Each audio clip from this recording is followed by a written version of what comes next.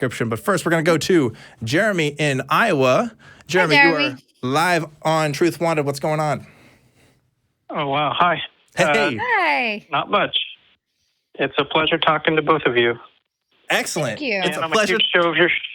I was going to say, it's a pleasure ahead. talking to you too, Jeremy. So Thank you, man. I'm glad. I'm just I'm a glad they huge have fan of internet the in show. Iowa that you can watch this show, you know? Depends on where in We're Iowa. surprisingly, technological. Yeah. That's good. So what did you Actually, want we have one of the best fiber optics networks. Really? Yeah, that's why we have like Facebook, Google, and all these places moving their servers up here. I guess maybe is there not as much interference up there for that kind of stuff? I don't know. I don't know enough. Maybe. I think Not we're probably everything just is as really backwards as the accommodating. South, Dan. Not I guess everything so. is as backwards as where we live. Yeah, I'm not as knowledgeable on We're a little backwards. Yeah, I'm not as knowledgeable on telecommunications technologies to make They're a different assessments. kind of backwards, is what it is. It's just a different kind. Well, yeah. I mean, everybody's backwards in some way, but some more obvious than others. Anyway, Jeremy, what did you want to talk to us about today? I wanted to talk about morality. I believe I have a case. I don't know how strong it is, but I believe I have a case for an objective filter. That's what I like to call it, for measuring morality from a secular perspective. See, Ooh. okay. So my first, I don't know if this is a point or a question. I guess I'll figure it out as I'm talking. My first thought that comes to mind is, I can build an objective framework that we can choose, but the question is whether or not I should work. Like, what compels me to use that framework in the first place? I'm curious about the right? measuring stick. That's for what, yeah. morality. But that's what first strikes me. But I want to hear what you got to say, Jeremy. Lay it down. Okay. Yeah. As for the is ought, I believe the ought is actually a non sequitur that it is. So Okay. So Let's pigeonhole. Before we ever get to that, let's put that aside for a second. We'll definitely discuss that. But lay it out for us first. Let's talk about the system you got. Okay. Basically, to put it succinctly, it's bodily sovereignty, and I believe that I can make a case that every human born, who has ever been born, whoever will be born, has not only bodily sovereignty, but they have the right to bodily sovereignty. And I believe that all human rights, real human rights, not just liberties, are born from that right. So with bodily sovereignty, you have the right not to be a slave, the right not to be murdered, the right, to control your destiny. Basically, a bodily autonomy is driven from that. I'm kind of on the same page with you here. Okay. Yeah. And without it, really, you have no inherent human rights.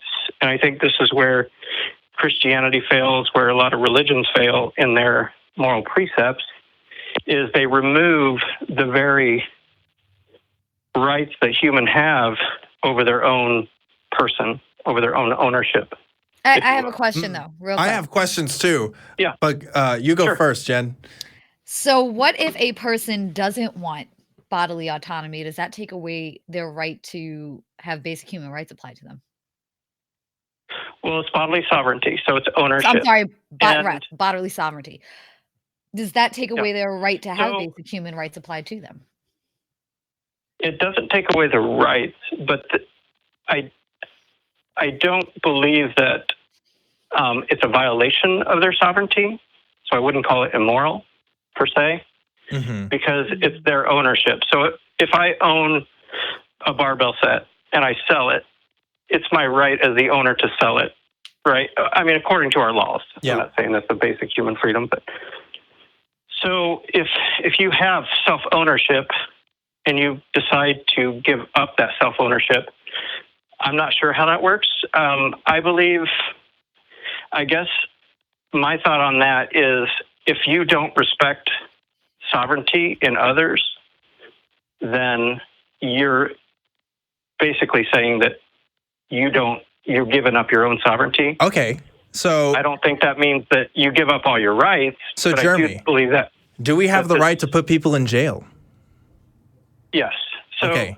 Well, so we're conflating what I like to call liberty and rights. So Okay. liberties are basically what we are granted by either a governing body, our parents, whatnot. And human rights are everything that stem from self-ownership. So when you're talking about societies and what societies have the right to do, you're talking about I know a lot of people hate the social contract, but you're basically, as an individual, you are ceding some of your, I wouldn't call it sovereignty, but you're giving the government permission to govern you, right? You're especially in America, well, in countries like America, where you're allowing the government to act as a proxy on your behalf. So basically, they're acting on behalf of you.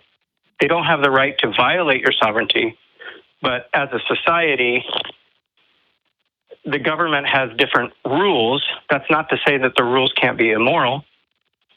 Yeah. You know what I mean? So I guess that's more my question, right? Like if we were to follow a system of respecting bodily autonomy, and that bodily autonomy was a right that we recognized institutionally, would that have an effect on the way that we detain people or the way that we, treat, for example, like would open borders be a necessity at that point? At that point. Like what, like how there's a lot of, I guess, like institutional functions that would have to be questioned as far as, what their purposes are, right? That's what I'm Oh yeah, interested in. definitely. I'm it's possible- concerned with it's the pos- actual bodily go ahead. sovereignty of it. There, and this may be more suited for secular sexuality, but there is a subset in the BDSM community where people give up their bodily sovereignty and give up their bodily autonomy and live as slaves to their owner. Now, if they gave this up to that person, does that mean that everybody has a right to treat them that way and they've given it up to everyone? I think that's interesting too. Well- I think we're going down two different questions, and I want to give Jeremy a chance to respond. We split Yeah. on the thought So, there like, for a second. so Jeremy, you can choose to respond. You can either respond to my inquiry or Jen's inquiry, because we don't want to like dogpile on you here. Yeah, let's go with Jen first because Okay. it's the last thing I heard. But Sure. so in a situation where you're giving up, you're allowing somebody to have control over you, you're still giving them permission. You still have ownership. So at any point, you can say, I relinquish that ownership, because you still have the right to that ownership, even if you relinquish it for a time. And that's basically the same concept for jail, for timeouts, with parents, whatnot. It's not a violation if the permission is granted, right? So you can't say, if you put me, in restraints or whatever, for whatever reason, I give you that permission. I can't say that you violated my sovereignty. I can only say that I've given up my freedom, right? My freedom of movement, possibly my freedom of actions, whatever, but I haven't given up my right to sovereignty. Does that make sense? Yeah. Okay. I wanted to clear up exactly what the definers were. That answer totally makes sense to me. So basically, so basically, the right never goes away. Yeah. Even if let's say there's a dictatorship. Let's say you live in a country where there's a dictatorship. You still have the right to that sovereignty. You may not have the freedom to self-ownership, right? You may not have the freedom to do whatever you want. Say you're in Saudi Arabia, you want to go out in the two-piece. If you're a woman, obviously a guy can do whatever he wants. But if you're a woman, you don't have the freedom to go out in a two-piece, but you do have the right, because you have self-ownership. And there's a difference between what you're able to do and what you have the right to do. Does that make sense? Yeah. Ability and rights are not going to be the same thing. Yeah, they're not exclusive. They're not mutual. Exactly. So that's why I like to differentiate between rights and liberties, or rights and freedom, because there is a difference. Yeah. So just and I want to kind of dovetail back to my thing now, because I think that was a good answer for Jen. Unless Jen Yeah, had any more thank you. follow-up. No, that I just wanted to see where his frame of mind was. So yeah, so because this fascinates me only because I think for myself this is like a morality that I kind of follow, but I don't call myself a moral objectivist only because my justification for why I follow this is really just because I like this and it makes sense to me. But like I almost think that's how all human rights and all human recognitions of autonomy kind of work. I think that the rights that we give ourselves in this country and in our Constitution are ultimately a shared kind of narrative that we all kind of follow and just agree to. Kind of like you mentioned the social contract, but like that's kind of what it is. It's just like this kind of made up thing almost. And like that's why I can't say, because like I don't think a human being is by some act of nature by being born is magically given rights. I think it's other human beings that are recognizing and giving those rights. And therefore I don't consider it a philosophy that comes strictly from nature, if that makes sense. It's coming from human minds and therefore, subjective in some way. Which is kind of why the kind of moral subjectivist label could probably more apply to me, because that's what makes sense to me, I guess. I don't understand things any other way. But may I make the case? Yeah, I want to hear your response to that. Yeah. So that's actually the crux of my call. Mm-hmm. So I'm glad you brought that up. Yeah. So I believe it's an objective standard. I believe that you can derive this from nature, and so I would like to do a thought experiment, if I may. Yes. Sure. So, Dan, let's take you first. So imagine that you are the only agent in the entire cosmos. All right. We're talking universe, There's only multiverse, Dan. whatever. I am There's only Dan. Yes. This is The all Dan, Dan's like the all world. father. There is no right. Dan, only Zool. I mean, The all there's Dan. no Zool, only Dan, I guess, in this case. Yeah. It's the all Dan. Okay. Yeah. So, yes, the all Dan. So this establishes our default position, right? This establishes this is our baseline. There's nothing to interfere with anything, your freedom of movement, your freedom of ownership, whatever. So at this moment, you have absolute bodily sovereignty. You have absolute ownership of your body. And it's not just that there's nothing to get in your way. You just naturally have that sovereignty. Yeah, because there's no other humans that can tell me what to do. Right. Yeah. Well, not only that they can't, but it's a baseline, basic fact of your being at this point, right? Does that make sense? So when you say baseline fact, I mean, I guess like it's are you saying it's a natural fact? Like, yeah, I guess so. I guess because sure, yeah. Yeah, okay. I think I get what you're saying. Yeah, I'll agree with that. And I believe because we've eliminated kind of like an experiment where you're eliminating biases and whatnot. This is your default position. We've established the default, right? So, if that makes sense. So let's take you away, Dan, and let's put Jen in your spot, right? All right. Okay. Hey, Jen. So welcome to Dan's world. This is my place. It's pretty cool. No, now it's Jen's world. Oh, that's my world. Dan's world's gone. Oh, it's shit. always so we're just living in the reality that's in my head every day. Okay, now we're actually exactly. Oh, Jesus. Very solipsistic. That's kind of scary. Reality. I don't want to know what goes on in Jen's head all day. Anyway, continue. Neither do I. So that default position that we established for you, Dan, we can now establish for Jen. Okay. With the same arguments, whatnot. Okay. So this is your default position. So now we can add Dan back into the equation, right? So now there's the two of you in this universe. Okay. It would be up to Dan. The default position hasn't changed, right? The default is the default. So it would be Dan's job to make his case why he should be able to remove your sovereignty. Does that make sense? The burden now falls upon Dan to do that. If I exist in Jen's world, you're saying? Is this the fight you want to pick, Dan? I'm just saying, now in this universe, I'm saying if we add you back in, Dan, does Jen's default position ever change? Well, it can't because that's the default position, right?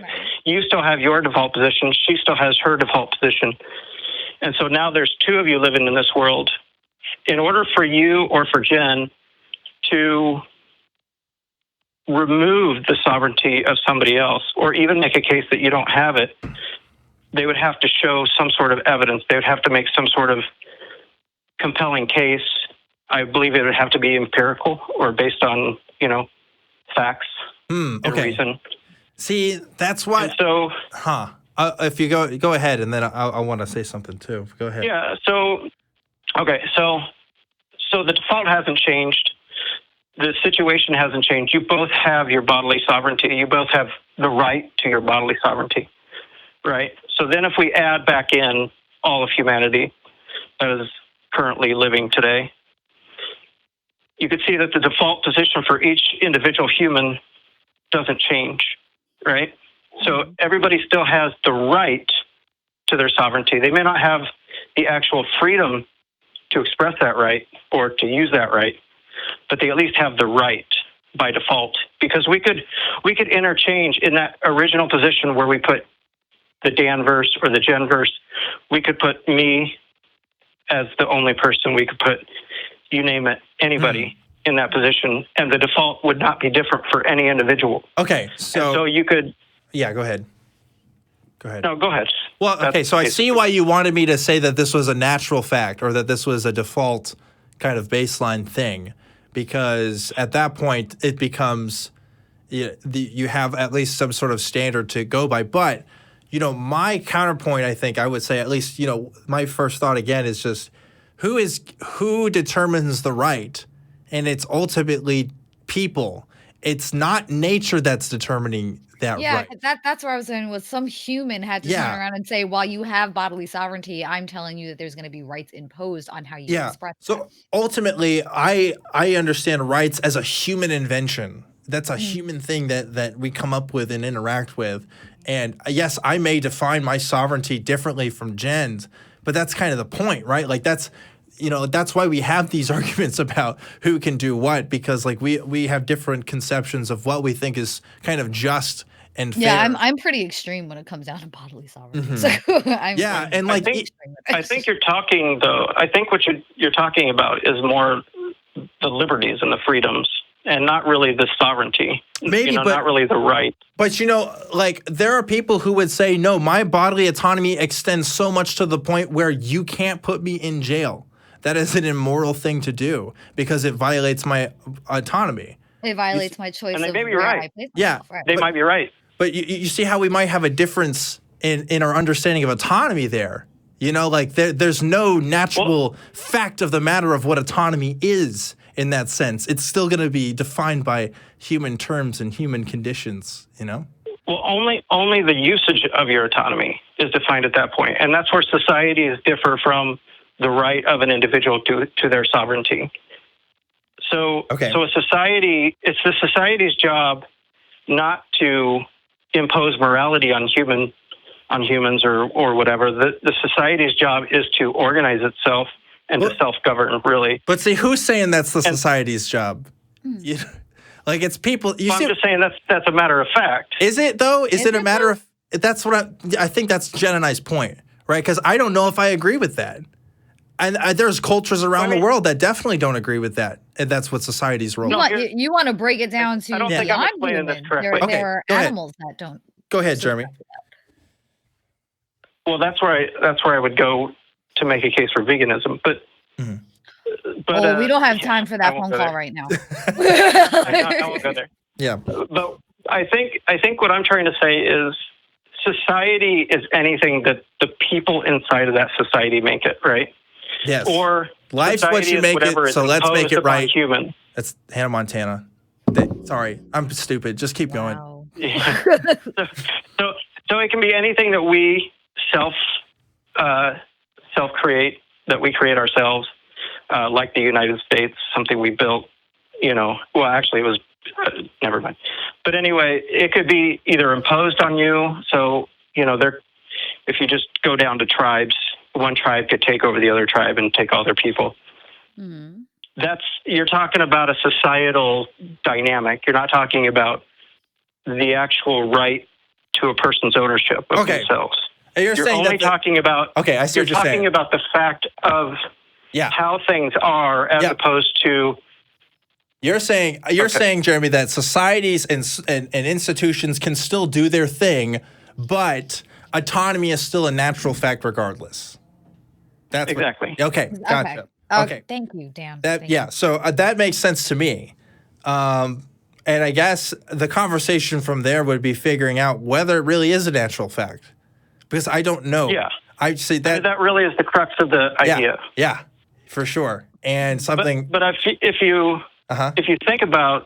really think about bodily sovereignty and self-ownership, even if we come to the conclusion that, okay, well, maybe this isn't an objective fact of reality, maybe this is a subjective want that we have or whatever, there is no action, like literally no action that you could take against another person, an immoral action against another person, if you respect their sovereignty. You can't have slavery. You can't have. Okay. I'm sorry. I heard that wrong. Murder. You can't have genocide. I gotcha. Okay. But because then that would be taking their right to bodily sovereignty away. Okay. That would be a violation. Yes. And the definition I like to use for immorality, anyway, is the violation of bodily sovereignty. So to me, it fits perfectly. I think you can harm people without necessarily directly doing anything about their bodily autonomy. But then that begs the question: does bodily autonomy also include thought, emotion, because they are things created by the body? So does that also fall under bodily sovereignty? Are you saying, do you own your thoughts? Your thoughts, your emotions, does that fall under your sovereignty? I would think so. Okay. I guess I was thinking like. I mean, I'm not sure, because your emotions aren't really tangible, so it's kind of, I don't know. But are you asking? Because nobody can own your emotions. They might be able to influence your emotions, but they can't own your emotions. Mm-hmm. Like I could not feed a baby, and that's going to harm them. The act of me not feeding them, or because they can't fend for themselves. Obviously, I have to be able to intervene. Other people have to intervene in the help of other people. And we could say the same thing for people who don't have access to water or food or places. And the act of me keeping things, well, I guess maybe if I'm saying that I own these things and I can't let anybody else have it, maybe that falls under I have a flip side to that question. I don't know. I have a flip side to that question. Yeah, let's let Jeremy answer first. Yeah. So you're right, and this is one thing that I ran into is what if you're in your yard and your next door neighbor has a pool and you notice that their baby somehow got up in there and the mother's not paying attention and you're seeing the baby drown. Is this an immoral action or not? Would it be immoral for you to ignore the baby and let it drown? Right? This is a valid question. Yeah. You're not violating that baby's sovereignty per se. Like it's not a direct violation. So this is why I say this is where my language. I chose it purposely. That it's a filter. It's not a complete system of morality. So you need something else. It's not complete, and I fully admit that. Okay. So let's say your moral ethic is minimize harm, right? So you can filter, is this ethic a moral system? Or at least, I don't know if you can say it's a moral system, but you can say, is it an immoral system? It answers that question, at least. And so you can say, by minimizing harm, you are, as long as you're not violating somebody's bodily autonomy, you're not in violation of this filter, right? Yeah. The ethic of minimizing harm, if this is your greater moral system, then you would be the person sitting in their backyard watching the baby drown. You would be under obligation to go save that baby, or at least alert the mother. Yes. Do what you can. Yeah, right? I think it's a great filter. I think, and it works out for no, me. it is a great filter, and that was along the lines of my questions. I have a son. I have an 8-year-old. Mm-hmm. And let's say that he decided he wanted to brand himself with Peppa Pig on his freaking arm, and this is what he chooses to do with his body at 8. Mm-hmm. If I stop him from putting the metal on the stove and burning it into his arm, is that violating his bodily sovereignty? Right. Is that a violation? Do you consider that a violation? I don't consider that a violation because I consider the duties of a parent to teach the child how to respect their body, how to respect their own sovereignty and their own autonomy. Right? Mm-hmm. And so then at what age does full bodily sovereignty kick in? Yeah, that's a you always have the right to it. But where is it a violation? I would say that's the better question, or that's the more relevant question. If I have a yard, oh, go ahead. Go ahead. I was just gonna make it. Well, I was gonna. Yeah, go. You go ahead. I was just gonna say, if a parent is doing something that they are willfully going against that person's sovereignty, then that would be a violation, right? So if you're, for example, spanking, this is a highly controversial subject sometimes, especially in Iowa, especially more conservative places. Oh, it's controversial within the atheist community too. Yeah. So spanking, is it a violation or not? Well, is the parent seeking revenge? Are they just doing it because they're angry? Or are they doing it to teach the child, they're trying to teach a lesson?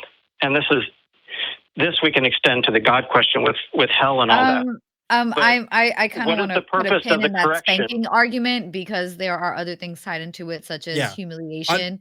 We do have absolutely. We won't be able to get to it tonight because we do need to wrap things up. Here's my question though, real quick. Say my 8-year-old wanted to go get a tattoo, which is obviously bad for him at this age. But then say I wanted to get a tattoo, and it's perfectly fine for me because this is my body and what I choose to do with it. So at what point do you give full bodily sovereignty to a person? Well, I believe that's up to the parent. But then the child still has the right to that sovereignty, right? You're not violating their sovereignty by restricting their whims or their. But it would be wants. violating my bodily sovereignty if somebody tried to stop me. Yes. So then, wouldn't this extend to humans? They're not your. So, yeah, they're not your parent per se. Or even if your parents were to say, you're at some point, we have to let adults be adults or whatnot. But wouldn't that be kind of akin to ownership? Wouldn't that be kind of akin to ownership for children and parents? Well, I view it similar to a government where as a parent, I don't believe you own your children. I believe you're a proxy for their well-being. You're a proxy for their future. And so as long as you're looking out for their future, as long as you have their self-interests,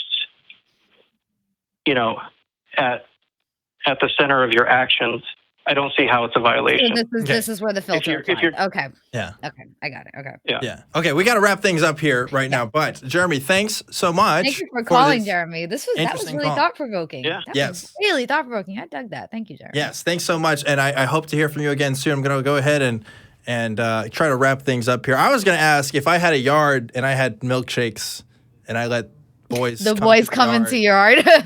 Would they have the right to? Anyway, it was.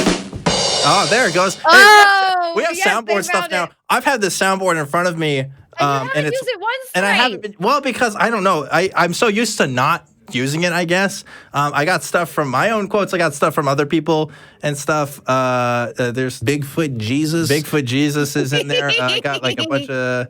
Get demonetized. Vern does that one to me a lot. Vern, our sound guy, thinks that's. Why do I have a feeling that's going to be the Here's me trying to all the time. Here's one. Where you at, Matt? Come at me. Trying to instigate altercations with Matt Dillahunty. I really like that one in particular. I don't know. It's really fun to be. But yeah.